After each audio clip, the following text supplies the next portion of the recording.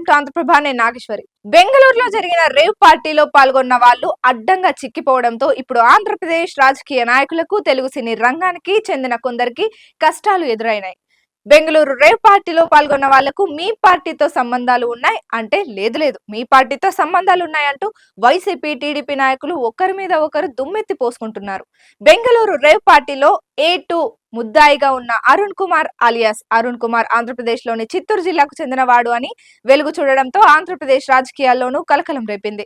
Bengaluru rave party నిందితుడు అరుణ్ కుమార్ కు చిత్తూరుకు చెందిన టీడీపీ నాయకులకు సంబంధాలు ఉన్నాయంటూ ఇన్ని రోజులు వైసీపీ నాయకులు ఆరోపించారు.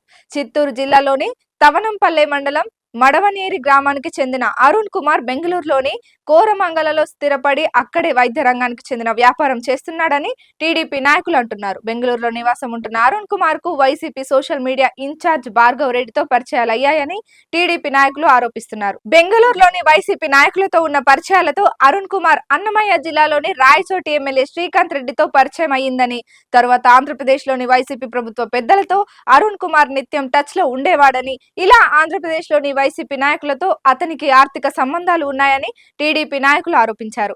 బెంగళూరు సిసిబి పోలీసులు కేసు దర్యాప్తు చేసి రేవ్ పార్టీ ప్రధాన నిందితులు ఏం వ్యాపారం చేస్తున్నారు, వాళ్లకు ఎవరెవరితో సంబంధాలు ఉన్నాయి అని పూర్తి సమాచారం అధికారికంగా వెల్లడించే వరకు ఈ వ్యవహారం ఓ కొలిక్కి వచ్చేటట్లు కనిపించడం లేదు.